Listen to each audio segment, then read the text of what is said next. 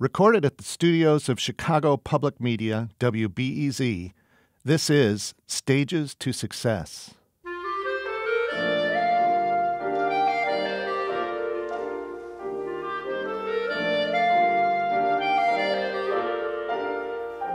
The drive to excel is universal, as is the pride in a job well done.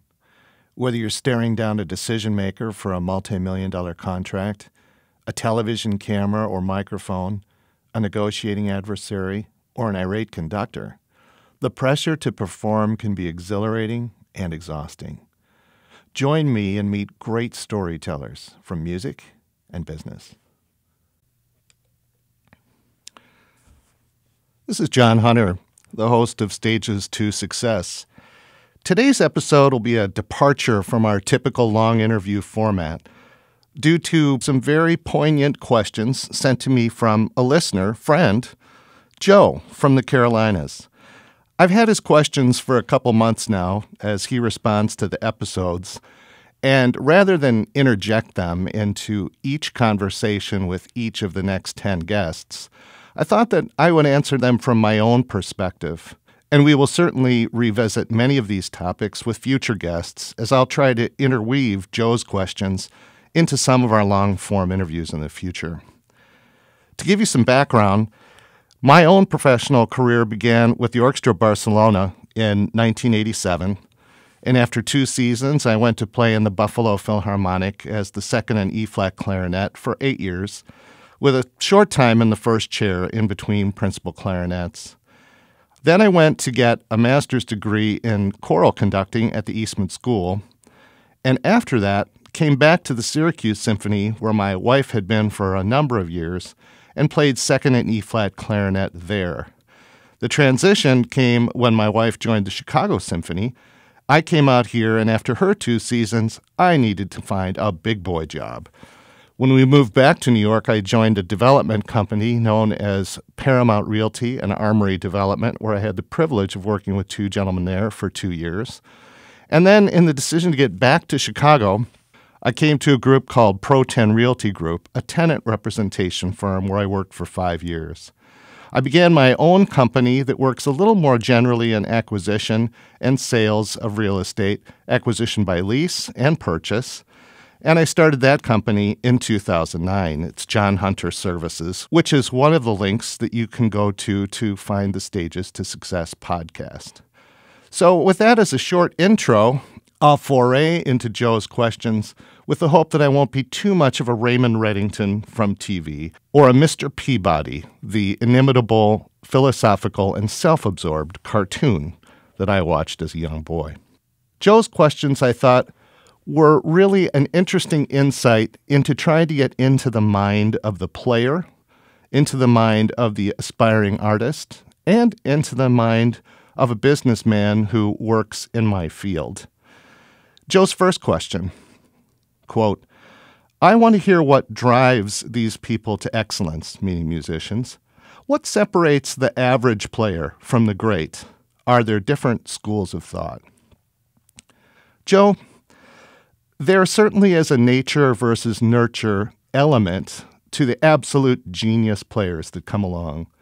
But for the average player who's driving towards excellence as a student musician and then later as a budding professional, I really think that the nature or the genius factor is downplayed.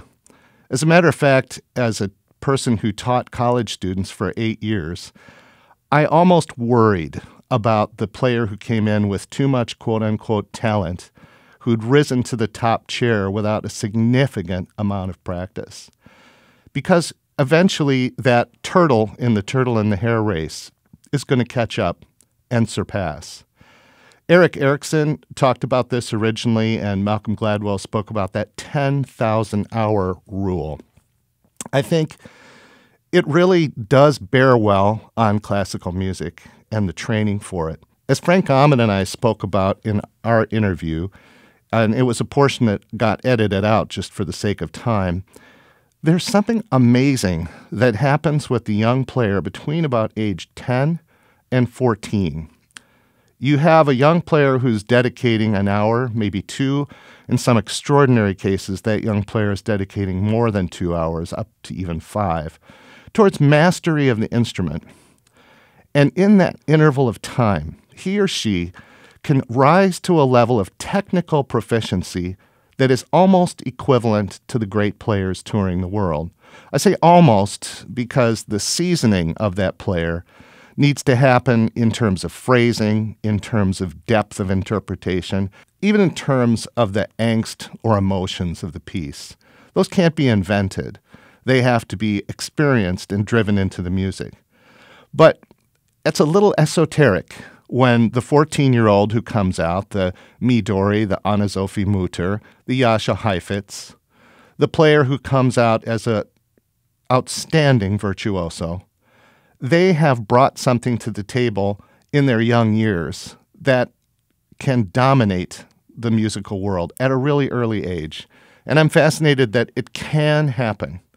But for most players who are able to play professionally, there is a natural progression, a study with great master teachers, an influence from other strong players around that brings you to a ever-increasing level of complexity in your playing, and you need to maintain that level of your playing with constant practice. I liken it to sports always, where if you're a fantastic marathon runner, you don't go out, win a few races, and then say, okay, I'm here now, and now I'll just compete for the rest of my life. There has to be a regular discipline and a regular determination to continue to grow. I remember my teacher when I was in high school, Joseph Longo from the Minnesota Orchestra. It impressed me that he still worked on etudes when I studied with him, which are studies. He still worked on new repertoire that sat on his music stand that had absolutely nothing to do with what the orchestra was playing. And he may not have even been preparing those for the concert stage, but it was a hurdle for him to get himself over.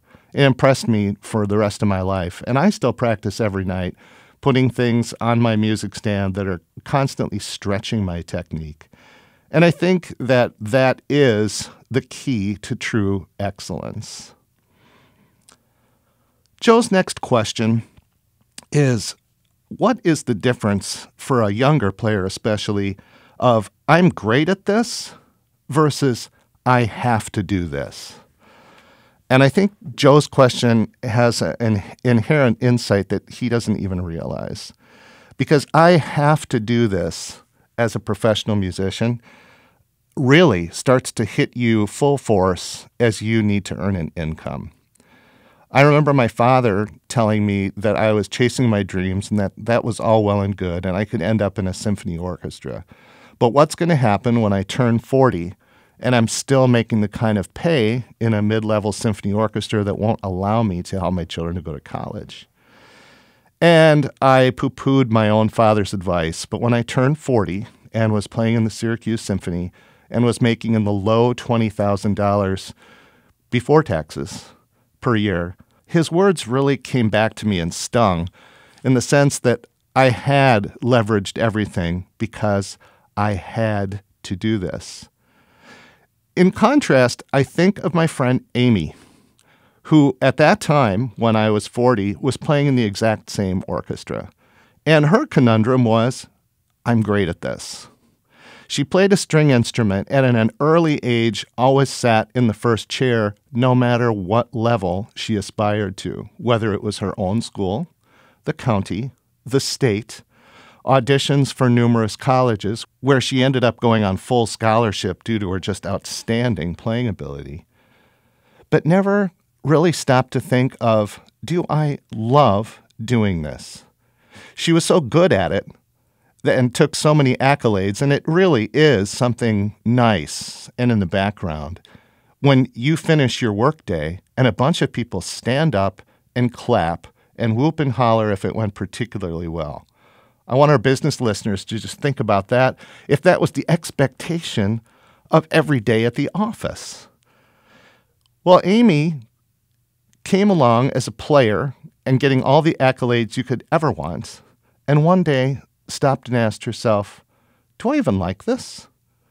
She liked music. She certainly liked the sound of music around her, but her practice to her was maybe a drudgery. And as she sat around and thought about, what is it that I really dream of doing, I got a chuckle. We were playing a concert with each other, and she wanted to be in the healthcare industry. All my brothers and my late father were doctors, and I ran away from that as fast as I could as a young kid. But here was Amy longing to be a nurse. And she did leave the orchestra, which was, I thought, an incredibly gutsy move for a young mom, went back to nursing school, and found a career that really satisfied a deep longing for her. I think that she's unusual just because the ability to excel along the way usually weeds out players who don't have a burning desire to enter into classical music. But in her case, she was awfully effective, and she continued to be a hard worker, whatever her eventual career aspirations were. Joe's next question: how does a musician think about music? What qualities does their favorite music exhibit? I go back to our last musical interview from Mozart and Baseball, where we spoke with Jim Moffitt. And he talked eloquently, I thought, about hearing a piece of music as a young person that was somehow different than the pop music that was on the radio and that he was listening to. It touched somewhere deeper. He said it took him to a place he'd never been. I concur with that, not in that we leave pop music behind. Many of my colleagues play in rock bands, love to listen to the oldies from when they were in school. But there is an element about, let's call it classical music or art music, and I think jazz pops into this field as well, where what you're discovering is music that's at a level that continues to be rediscovered. There's always another facet to what you're listening to. And what you're listening for changes because you change. And you're dealing with a composer, a genius, who's trying to get a message across to you in the complexity of what they've put forward. And when it touches you for the first time, it's almost the sense that you can't get enough of what they're trying to tell you. I remember specifically hearing the waltz music of Johann Strauss as a young listener, 14 years of age. And I'd been practicing so hard for my band and orchestra music at my school that I was starting to develop a sense of what is it supposed to sound like if you want to win the challenge? What is it supposed to sound like when the conductor is really happy? And all of a sudden, I heard this music played by fabulous musicians with a fabulous conductor. It had a melody that you could grasp.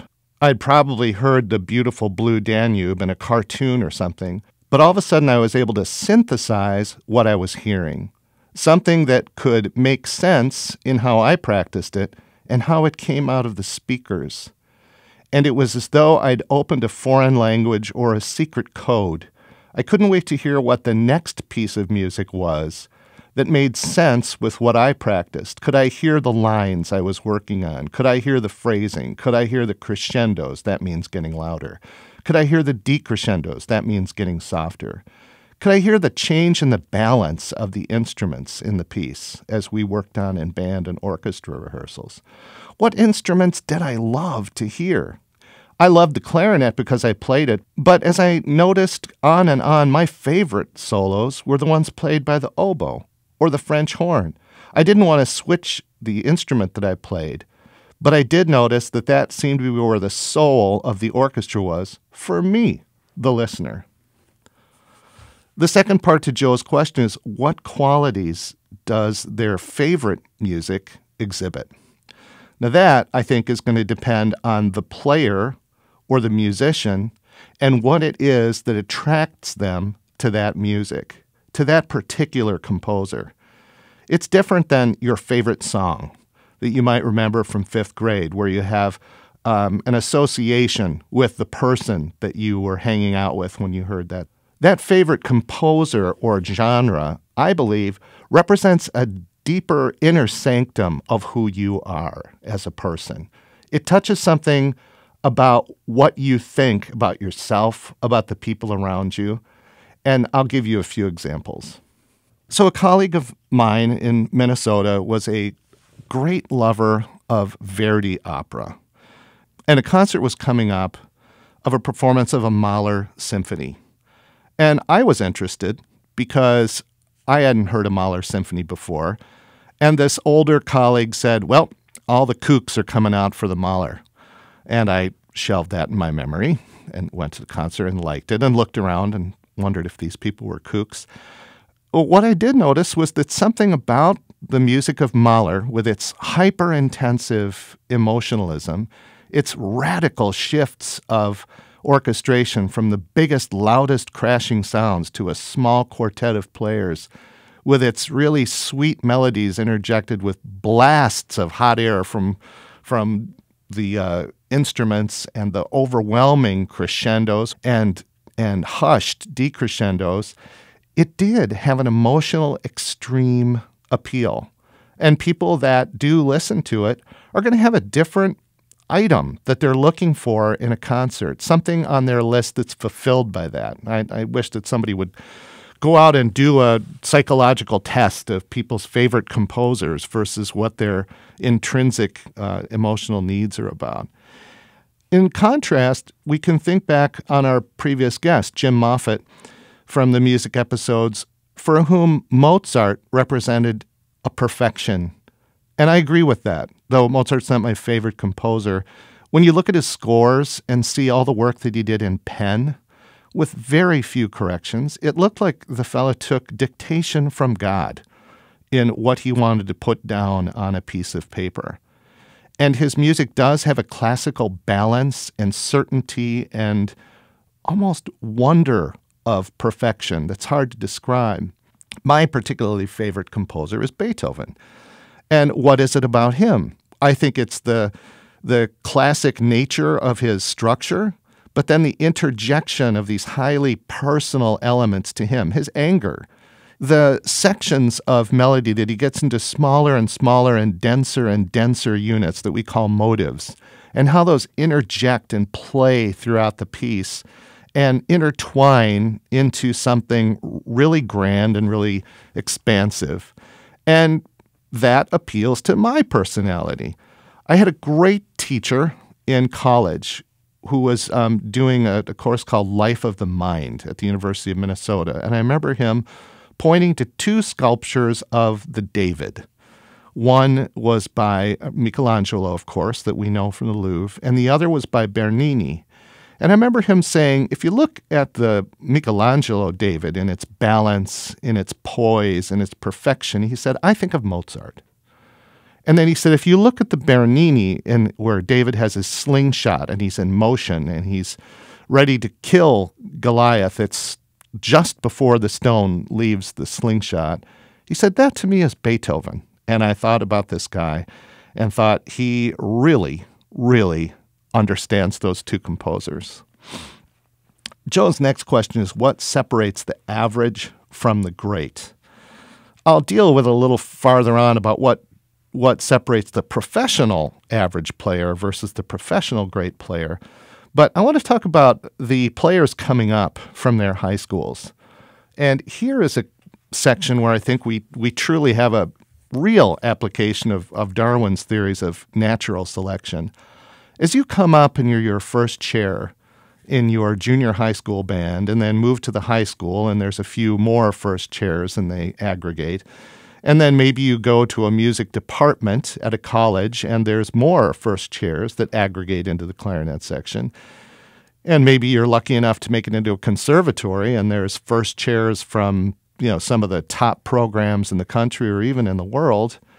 There's an attrition that happens. And I don't think it's necessarily talent. I mentioned before, I don't think it is talent.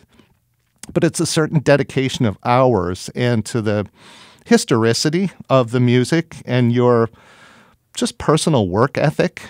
And, to be honest, some of the monetary considerations that come along to a very talented kid. as that person takes a look at being a microbiologist or being a doctor or being a software engineer, the end game for all their hard work is a much better paycheck, where the person that decides to go into music and maybe says, well, I'll take the solidity of music education and maybe make $50,000 a year in my 6th year, goes that direction, which is fine. And then the person who aspires to be in a symphony has a very small chance of making a living at it. And would be very fortunate to end up at $50,000 a year, even after 15 or 20 years in a symphony. I put it in front of my students at DePaul University one day, thinking about the rise to the top, because many of them wanted to be in an ICSOM orchestra, which means International Conference of Symphony and Orchestra Musicians, Symphony and Opera Musicians, excuse me. And I asked them to go consider the DePaul basketball team, which was a good Division I NCAA program. Now they're in the Big East. And I would ask the students, what chance do you think those boys have of making it into the NBA? And I'd get these scoffing looks. Well, not much. Not much. And I would point out to them that statistically, the chance that those guys would make it into the NBA versus my music students making it into an ICSOM orchestra were monumentally higher. The basketball players had put many players into the NBA, and at DePaul, maybe, we had 5 or 6 at that time who'd gone on to play in an ICSOM orchestra. Joe's next question is, how does an advanced understanding of music influence the musician's thinking in everyday life? I'm going to answer that in 2 spheres. One of the advanced understanding of music via the composer, and then by some of the musicians that you come across. I think as you start to perform and understand more about music, and let's say you come up against your favorite composer, and in my case, Beethoven, and you start to get wound into the performances, and you feel this 3D event happening around you, music that's so amazingly complex and thought out and is able to touch people on a really intellectual level, but is very difficult to perform and difficult to put together and sound good. You have that sort of awe of genius. Then you have a composer, let's say Telemann, a fellow that is a Baroque composer who wrote more music in his lifetime than Bach and Handel put together.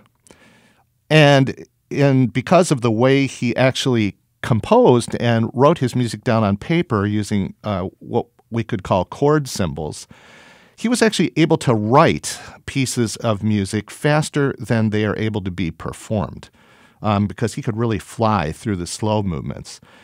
This kind of genius, when you encounter it on the user end as a player, is kind of overwhelming.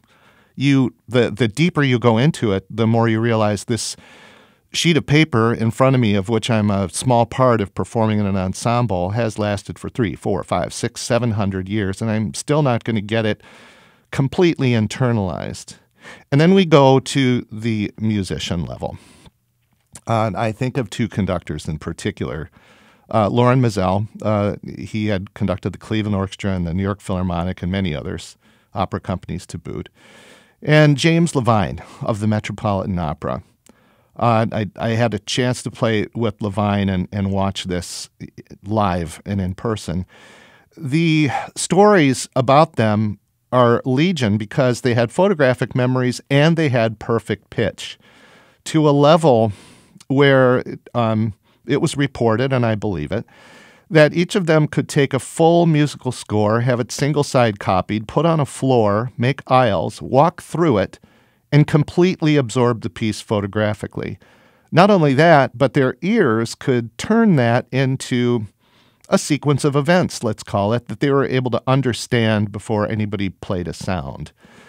And that kind of genius, when you're faced with it, it's something indescribable. You know that you've worked very hard to get where you are, but yet you're working under this person that has an intrinsic connection to the music that is so great. And how does that translate into my everyday life? I can only think of when I made the transition in my careers from playing in a symphony to going into business. And what I noticed in the business world were that the richest individuals and the most powerful individuals almost had a sanctity all their own, that the people I worked with and for looked to them as something not only be emulated, but almost worshipped here on earth. And I did have sort of a disdain for that because I never met anyone in any field, in any expertise, that had anything to say along the level of a Beethoven, a Telemann, a Handel, a Mozart. They just paled by comparison. And I never met anybody working on anything where people say, oh, that person is really smart. I never met anyone like a Lauren Mazel or a James Levine. I don't care how good they were with numbers, what great theorem they came up with. There was something that was happening in this musical realm that was inexplicable, and I'm still in awe of it. So that may be not the answer you're looking for, but that is what it transferred to in my everyday life. Joe's next question: how do my peers and I feel about a score? I think there are scores and there are pieces that absolutely defy time. Again, we come back to this Darwinian thing. It's not like your favorite song that sells 1 million copies and then goes out of vogue. We're talking about something like Handel's Messiah, a piece that is constantly perpetuated in performance everywhere in the world. As a matter of fact, in this day and age, I doubt that there's ever a time when Handel's Messiah is not being sung by somebody around the world at any given second. It becomes greater. The score becomes greater than the players that play it, and its work of genius just continues to grow and replace other pieces that aren't as great. So maybe if you're going to a contemporary music performance, just write down the one that really strikes you and see if in 10, 15, 20, 30 years it's still being performed. It still has any traction. That's not because contemporary music is worse. It just needs to be weeded out, and only a few really survive. Joe says, what truths are within music? Boy, that's highly philosophical. I know that I, who was horrible in math, learned about the Fibonacci series in math because it was applied to where the music recapitulates in typical sonata form. So there's your nerdy answer of the day. But when the main theme comes back in sonata form, seems to match up right with that same Fibonacci series that makes all the cool art that we see online. And it's as though there's a special code. But beyond that, I don't know that there are inherent truths within a musical composition. Joe talks about technique versus feeling and emotion. How do you feel about that? Certainly computers can replicate something technically in the way music sounds that is beyond what a human could do. Yet there's a simple expressivity of one note in a crescendo. In other words, it's getting louder or moving in a phrase that Heifetz can do that no computer could simulate. And I don't know why. I think I often find myself thinking that as musicians and humans, we're made in the image of God who creates, right? And we recreate or recreate. And that is just part of being human. And with music, it's a great tool because it is a language all its own. Stages to Success can be found on TuneIn Radio, Google Play, iTunes, or our RSS feed. The link can be found at www.stagestosuccesspodcast.com. Try telling your Amazon Echo, Alexa, to play it by commanding, Alexa, play Stages to Success podcast. Joe asks, what makes a great piece? I would say what makes a great piece is that as you come back to it and come back to it and come back to it, you learn more each time. And that's what is a difference, let's say, between pop music and art or classical music. You just continue to come back to a simple two-part invention by Bach and find more complexities and ideas or relationships you never thought about. Where a simple pop tune, you like it and it evokes certain memories that are really great, but eventually you'll exhaust it because it wasn't that thoughtfully conceived by as great a genius. I think of being in an orchestra where a well-meaning conductor would come into town and play a quote-unquote obscure piece by a famous composer. Let's take my favorite composer, Beethoven. And a conductor comes in and we play a piece, Wellington's Victory. And my colleagues in the music world will know that one. And it's awful. He must have been paid really well and had a short time span to get it cranked out. And before you play it, the conductor will take the mic and speak to the audience and say, this is an obscure piece. It's hard to believe it doesn't get played very often. And then you perform it and you realize exactly why it's obscure and exactly why it isn't played very often. Joe's question says, how does that translate to life with that great piece? You have these as a musician in your mind, in your brain, especially if you've been an active symphony or band player.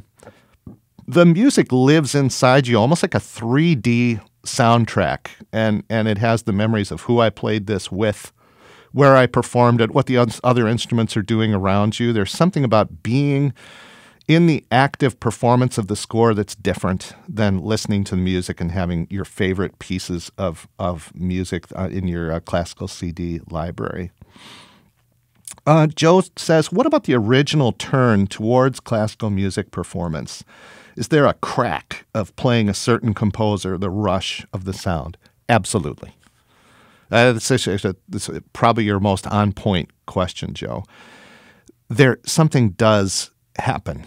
I specifically remember at age 14 being in a summer band, of all things, and playing a Reader's Digest version of the last movement of Beethoven's Fifth Symphony for band. I mean, anybody that's out there in snobby orchestra land is currently turning up their nose. But as a 14-year-old, not having played that piece before, that set of musical events, those themes, the crescendos, the decrescendos, the progress towards the end, the majesty of it, even though it was a Reader's Digest version, it brought hackles up on the back of my neck. I'd never experienced that feeling before. The only thing I can compare it to today in business is when I have a major account and I have a CEO say, we really trust you on this, and I want you to have the authority to make thus and such of a decision. And it's such an honor that I will get that feeling. But it's not as intense because as the Beethoven Fifth Symphony for band, and it's a abridged version, finished at age 14, I knew what I was going to do for a living. I knew what my job was going to be. I didn't want to tell anybody. I didn't want to tell my parents, my brothers who were all doctors. I did not want people to know that was what I was thinking about. But there was no turning back from it. And in a sense, is that like getting your first taste of crack for a drug addict? Boy, I think so. I couldn't get enough.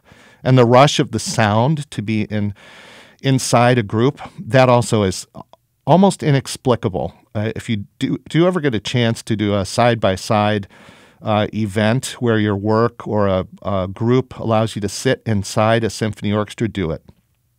Because we're talking about at certain points the level of sound around you getting over 100 decibels, and you think, well, that would just be like being next to a jet plane, but it's not.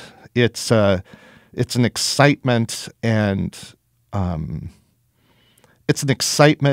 fulfillment of the music happening all around you with great players that really is uplifting.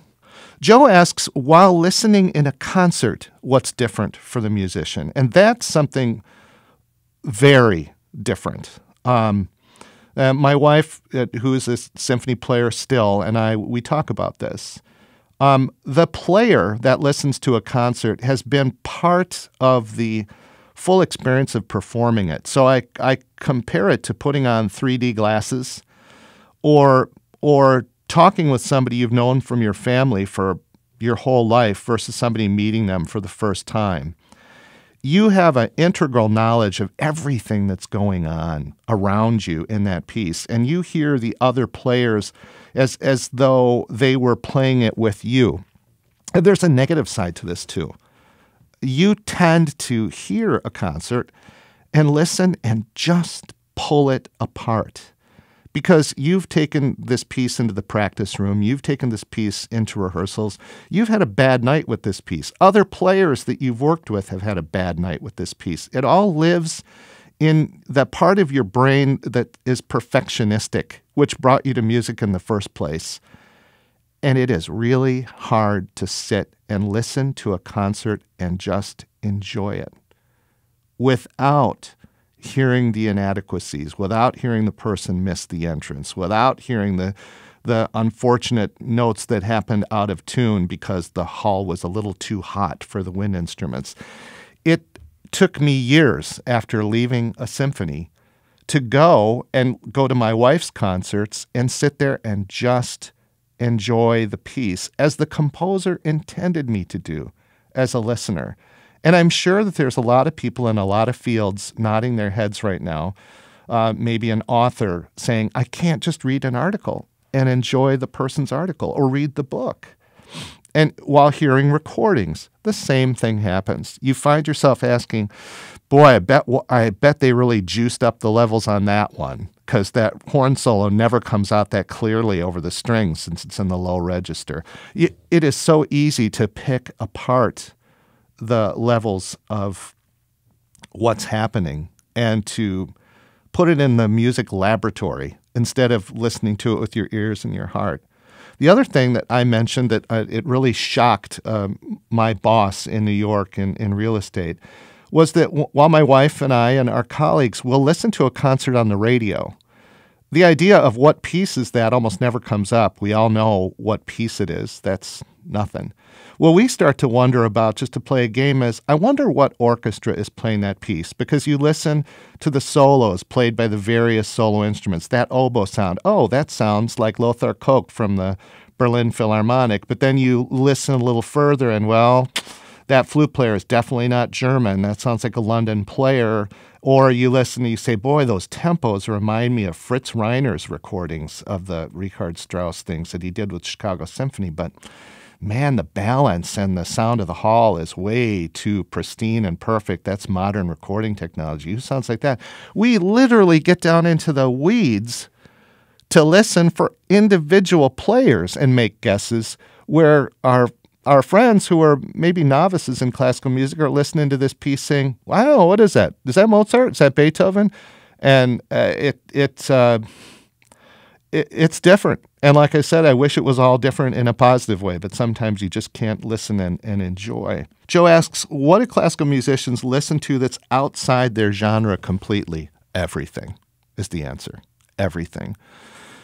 And maybe it's a little sonic burnout that happens. Maybe it's just the fact that you've picked all this flesh off the bones that you can with Baroque music if you're a Baroque musician.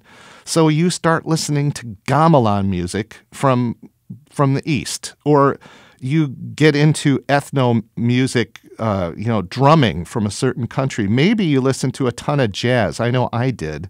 I would listen to jazz and jazz vocalists.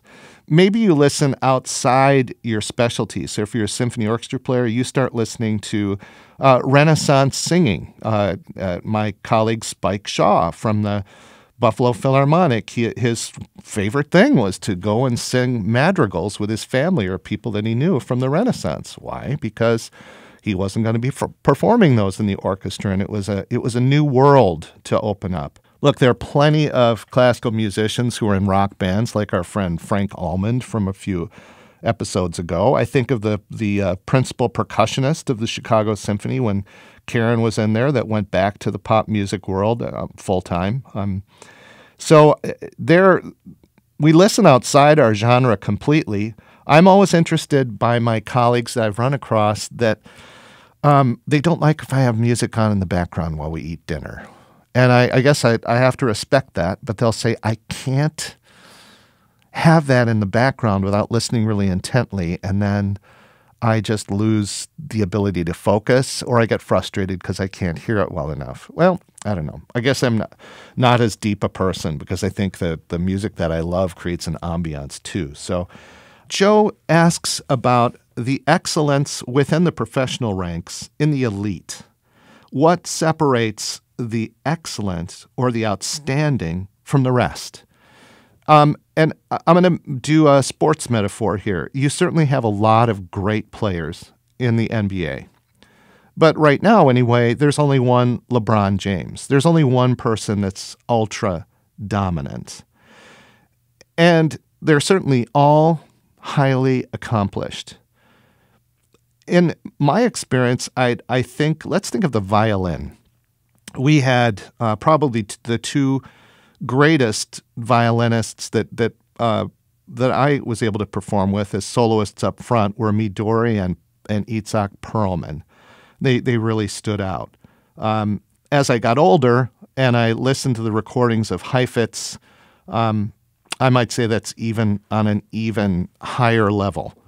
And that's personal, but it's a man, in this case, Heifetz, just ripping into the piece and not really caring how he sounded. Careless in a good way, and doing things that were just so outside the box and so exceptional that there's almost no comparison to anybody else. But then I think of a certain violinist in our section in the Buffalo Philharmonic. He sat near me because I would be in the clarinet section and he was in the second violins, fairly close. And his name was Bob Prokes, and Bob was the consummate professional. I don't really recall a time when I heard him make mistakes. He was 100% prepared. He always had the bowings. He seemed to come to the first rehearsal knowing every piece cold. It's my understanding he actually moved to the viola section. He probably needed another challenge. And I think of Bob over the years as somebody who just epitomizes the absolute professionalism and day-to-day greatness at their job. Sort of like if you work at a major company and there's a lab set where the guy who runs the lab, it's spick and span. It's perfect. It does exactly what it's supposed to do. Nothing ever is out of place. The results are great. The research is great. The writing on the projects is great. And there's one person running that lab who's a superstar. Are they the CEO of the company? No. Are they ever going to be the CEO of the company? No. But that's that balance between the LeBron, your Perlman, your Midori, your Heifetz, and the rest of the NBA. Now, if the rest of the orchestra world were Bob Prokes, I think all orchestras would be even that much better. But there is something to the star quality and the necessity of having that person up front who is almost a freak of nature. Joe asked a few questions about business, and we have time, so I'm going to throw some of those in here so we'll have sort of a mixed episode. Joe asks, how do you think companies and millennials will change commercial real estate in the next 10 years? I think we're already seeing that change. And that's the idea of micro-living. It's not commercial real estate, it's residential real estate, but it is affecting our market drastically because of where people live and what their expectations are once they get to work. Micro apartments, I'm sure, are across the world now. We have one particular company that really spearheaded it in Chicago, where we're seeing apartments that are as small as 200 square feet. A big one is 360 square feet. And the young people that live there have high loft ceilings, incredibly high-level finishes. They're creative with furniture that will actually move and morph to fit the apartment for different times of day. They have pulley systems for bikes. It's a type of building where the amenities rule, where there'll be bowling alleys, there'll be a bar, there'll be a restaurant, there'll be a workout club, there'll be shared activities within the building where the people of my generation will make fun of it and say, oh, they just want to live in a dorm. But I think it's bigger than that. It's part and parcel of them looking at our failures, the baby boom generation, of overbuying houses, of overbuying square feet, of leveraging way too much against mortgages, and kind of perpetuating the American dream, and I'll say even to the point of becoming financial slaves to your own mortgage and your desire for big. And so where we're seeing that come into the commercial real estate world is the explosion of the WeWork spaces, where it's shared space along the lines of what Regus has been doing for decades. But there's lead generation there. There's community there. It's a sense that there's going to be some sort of, I hate to use the word, but synergy between people in different disciplines getting together in the shared space of the office and coming up with ideas that may be completely original or new for their businesses. Is there a downside to that? Certainly, we see companies trying to imitate it with a lot of open space setups that don't give the privacy to some of the workers that absolutely need the privacy, not only to be productive and not distracted, but to deal with some issues that are more client privacy driven. And then we're also seeing the transition here, at least in the west part of Chicago, and I'm sure in New York it's happening as well, where we get the live-work building and scenario coming back. It's a very old concept from America where you would run your storefront downstairs or your restaurant downstairs and live in the apartment upstairs. That's been around for immigrant generations in the U.S. We're seeing more people turn towards it in actual office buildings today, where your office building has an apartment built into it, so vice versa. Personally, I would find it difficult to detach and separate the two environments and not just run downstairs and work. But I do understand it, and that's a really interesting motion that's happening with the younger clients and prospects. Joe asks, have you ever seen proximity influence the future when people are near each other? Certainly. I mentioned the WeWork. There are many, many, many, many more teamwork spaces in the build-out layouts that my clients are doing as tenants going into new buildings. It's been the wave of the future for approximately the last 10 years, so I don't know if that's the future, but it's still considered the cutting edge. It has its downsides that I mentioned before, where people feel that they lack the privacy to do steady, good work. Here, where I record the podcast at Chicago Public Radio, the newsroom has many, many, many cubes put together with low clearance heights so that when a big news story breaks, and I've been here a couple times, the reporters can pop up in this very large, let's call it a bullpen room, though it's not a bullpen because they do have cubes. They can just shout out what's going on and people can interact. It's very effective. I noticed that in their situation and in others that some people will use those noise cancellation devices that put out a small white noise sound so that your own conversation is maybe scrambled to the person next to you and you have some privacy. I think that companies that are space planning using these proximity concepts need to be honest about their own culture. Rather than go out and take a look at what's the newest and the hippest and the trendiest way to set up your office, try to figure out, is our company naturally more private? Is the way we do our business more conducive to private offices? And instead of making a gigantic open space, maybe put the open space next to the windows where the worker bees in the company get the light that comes in from outside and the feeling of expanse, But the people that need to do more private or more client-oriented or sensitive work are on interior offices with glass finishes. Now, I'm going to pretend like I'm an architect here, and I'm not. I'm the worst.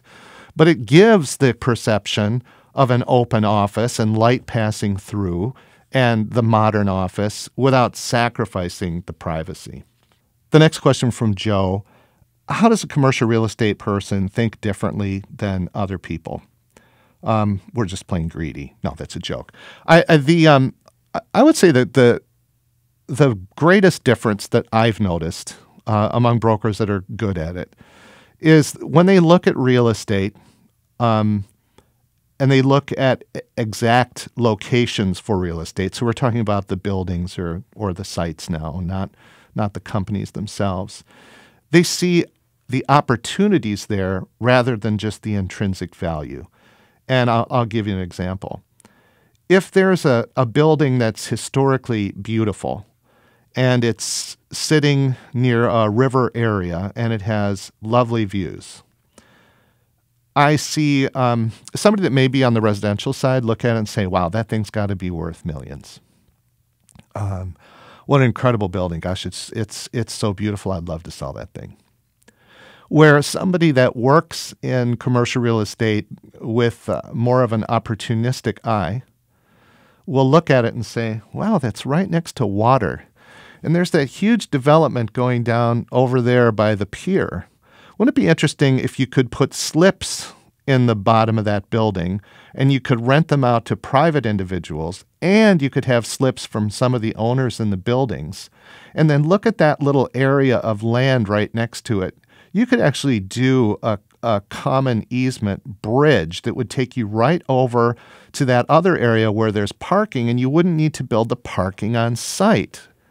And it's that kind of thinking that sees potential for income at a property that I think is different than, say, the residential broker or the average person who sees value in it, who sees a certain dollar value. And I would say that in commercial real estate, the mantra is income, income, income, where in residential real estate, the mantra we all have heard is location, location, location. Are those two things inextricably bound? Sometimes.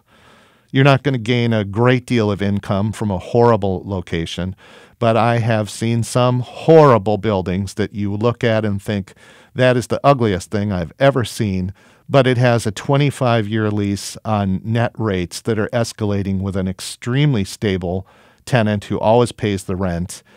And I remember in specific the man I used to work for in New York, Bob Doucette, saying, I think that's the most beautiful building I've ever seen. And I knew just what he was talking about. Joe's last question says, in other words, what are the key elements behind transaction decision-making? And I'm going to say the people. I'm going to step out and say it's not about the real estate. It's not about the rent rolls. It's not about the beauty of the building. It's not about the location. It's really about, does that landlord and that tenant fit together in the long term? Is it going to renew? Are you going to recapture the costs? Because that marriage between tenant and landlord is a good, strong one. Is that company going to treat its people well enough in this new location, this highly expanded location, that they will stay and they'll be able to perpetuate this kind of work? Is that acquisition by the large company that took over this other company, and I won't name the name, but I remember specifically a highly creative group in telecom that was purchased by a very famous large telecom group. And when they integrated them together into the national headquarters, it was as though you had brought two completely different cultures together. It stagnated the creatives. They didn't like the environment. And the folks that were using and running big accounts couldn't stand bringing clients into the office where the creatives were nutty. And just segregating them into different floors was not the answer. So the people and the way the tenant treats its people, the way the landlord as a person interacts with the people who are his tenants, that, for me, is the key element in the transaction decision-making. And I think of when it's not done right. And I read an article in CFO Magazine, which I assume is still around today. I used to read it religiously, that talked about the main reason for C-level executives being fired: CFO, CEO, and COO. And the overwhelming reason, and this is not in a real estate magazine, this is in CFO Magazine, the overwhelming top reason was because they had made poor real estate decisions. They'd made a real estate decision that was detrimental, that hurt their bottom line, that was ineffective, that was poorly conceived. And that's going to sound like an advertisement for use a great commercial real estate broker. But what it really is, I think, is understand how do your people fit into the equation of new locations that you do. And are you going to reach a breaking point because you made a real estate change that your people won't tolerate? I had the misfortune of pitching to a company years ago where the radius of 35 miles kept coming up in our discussion for search for the next property. And because it didn't match our state borders, I couldn't understand what was driving the tax basis for the 35 miles, because you certainly didn't need to go 35 miles to get outside the higher tax basis of the particular county. And it wasn't 35 miles to the one state border, and it wasn't nearly far enough in 35 miles to get to the other state border. So I asked the COO in the pitch, what is this 35-mile thing? And his response was, our average tenure at this company of our employees is 18 years, and they're getting older. And if we move 35 miles away, our demography studies show that more than half of the people will quit. That way, we'll get cheaper employees to replace them, and we won't have to pay their ongoing pension and medical needs as they get older. I'm really glad I didn't win that pitch, because that kind of disregard for the people that you hire and your desire to see them quit and be disjointed or have to make a tough decision about where to go with the company, and that decision is solely based on making them quit, was one of the most cold-hearted things I'd ever heard. And it did work. They hired somebody else who did move them the 35 miles away. The people did make the tough decision, and they did get their younger and cheaper workforce. But what it shows me on the people equation is that there are companies I work for and represent who see their employees on the asset side of the ledger. And I admire them. And all the training that they've done of those employees and all that they've put into them is seen as a capital improvement and part of their asset side of the balance sheet for the company. And there are others who purely see their employees as a debit. And maybe that's what's a little wrong in the U.S. today. That's the podcast for this week. I hope you got some insights from me as a host, and thank you for indulging me in a long single conversation. And we'll be back to our long-form interview format in weeks to come. Thanks for listening to Stages to Success. I'm your host, John Hunter. Digital editing and technical assistance from Monty Scott, and recorded at the studios of Chicago Public Media at Navy Pier.